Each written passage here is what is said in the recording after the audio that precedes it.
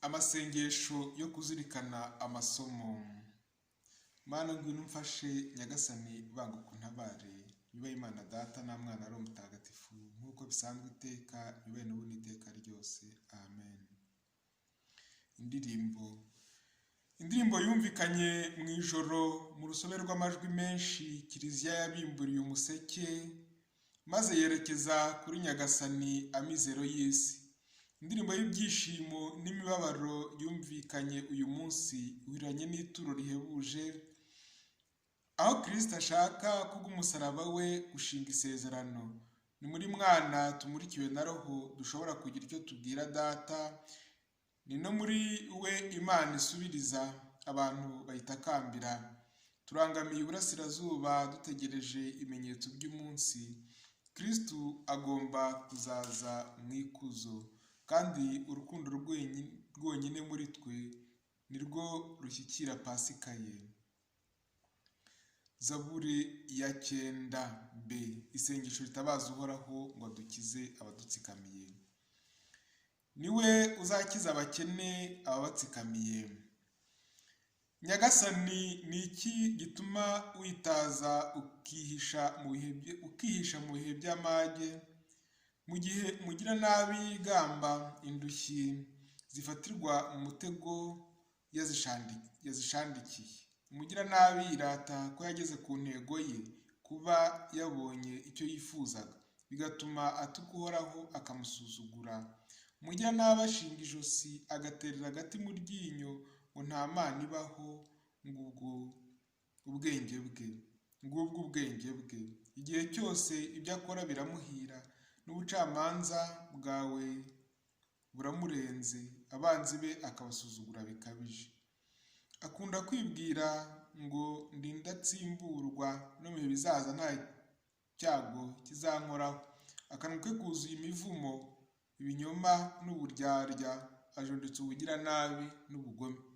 Yubikira hafi y'insisiro akihishahisha ngo yice intungane, agahora agenza umunyantege nke.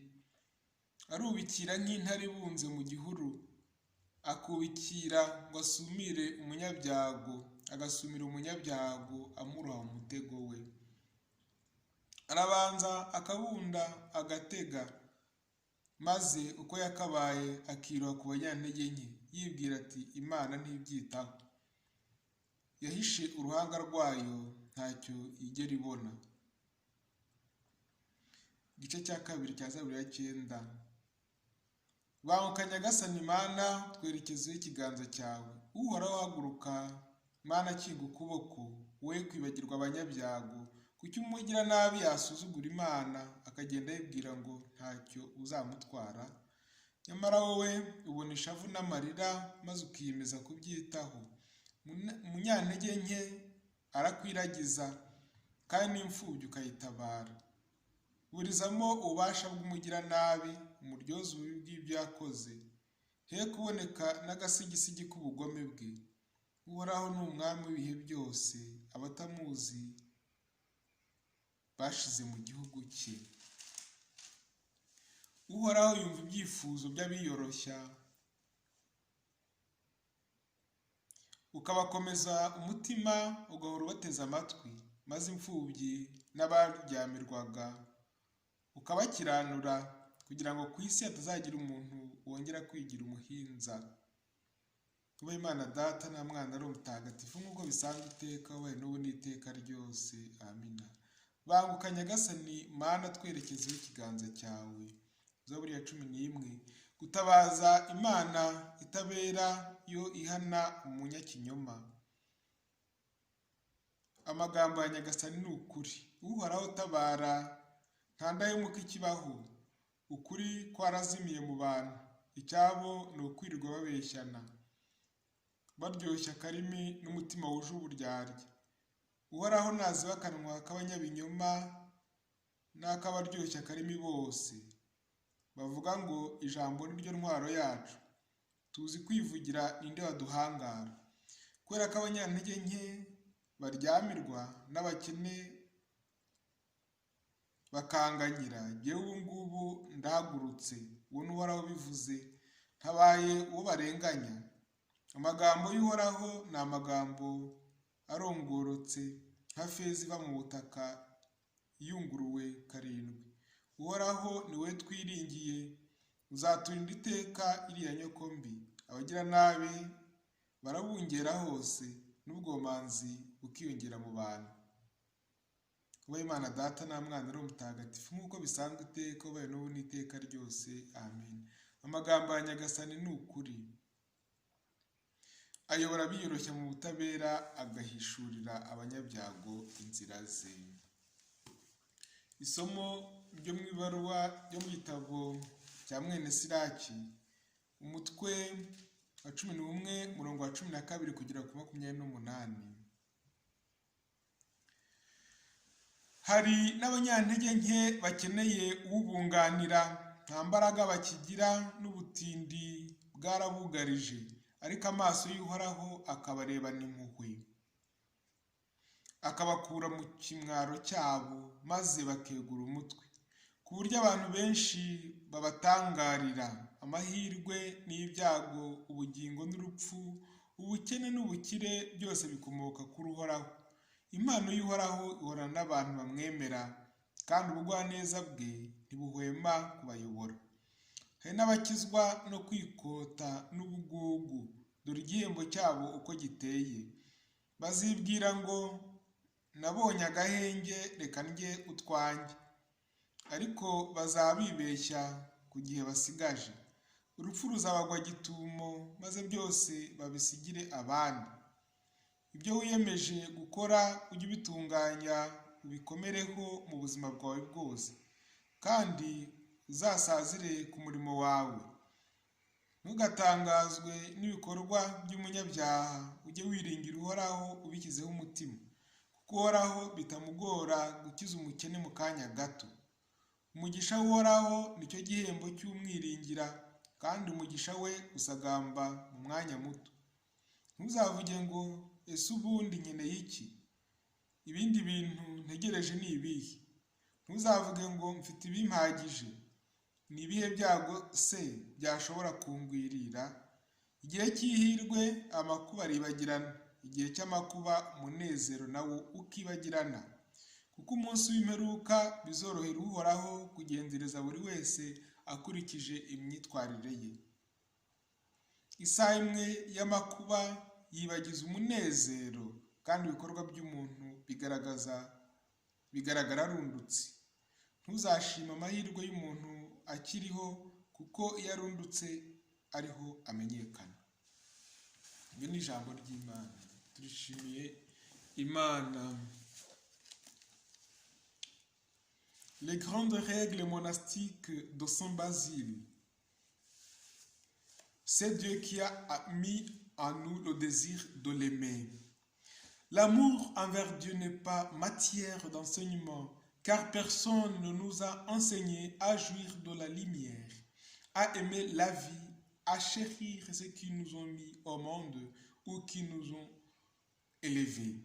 De même, ou plutôt à plus forte raison, le désir de Dieu ne s'apprend pas par un enseignement venu de l'extérieur. Dès que cet être vivant, c'est l'homme que je veux dire, commence à exister, une sorte de germe est déposé en nous qui possède en lui-même le principe interne de l'amour. C'est à l'école des commandements de Dieu qu'il nous convient de l'accueillir, de le cultiver avec soin, de le nourrir avec intelligence et par la grâce de Dieu, de le conduire à sa perfection. J'approuve votre zèle. Il est nécessaire pour atteindre ce but. Si Dieu nous l'accorde et avec l'aide de vos prières, nous allons essayer autant que l'Esprit Saint nous en donnera le pouvoir d'exciter l'étincelle de l'amour divin qui se trouve en vous. Nous devons dire d'abord que nous avons reçu de Dieu préalablement à tous les commandements qui nous a donné la force et la capacité de les accomplir. Ainsi nous devons ni nous révolter comme si l'on exigeait de nous quelque chose d'inouï, ni être fiers comme si nous apportions plus que nous n'avons reçu. Si nous employons ces forces loyalement et comme il faut, nous vivons saintement selon la vertu. Mais si nous en faisons un mauvais usage, nous tombons dans le vice. C'est ainsi que le vice se définit, employé à faire le mal, les facultés que Dieu nous a données pour faire le bien, contrairement à ses commandements. Au contraire, la vertu que Dieu attend de nous consiste à employer ces mêmes facultés sous l'influence d'une conscience droite, selon le commandement de Dieu. Cela étant, nous dirons la même chose de la charité. En recevant de Dieu l'ordre de l'aimer, nous avons reçu de notre origine l'aptitude à l'aimer. Cela ne nous est pas démontré par des arguments extérieurs. Chacun peut l'apprendre par lui-même et en lui-même. Nous désirons par nature ce qui est bon et beau, bien que la même chose n'apparaisse pas bonne et belle à celui-ci et à celui-là. Nous n'avons pas besoin qu'on nous apprenne à aimer nos parents et nos proches. Et c'est spontanément que nous accordons notre bienveillance à ceux qui nous ont fait du bien. Or, je vous le demande, y a-t-il rien de plus admirable que la beauté divine? Que peut-on imaginer de plus digne, de plaire, de plus agréable que la magnificence de Dieu?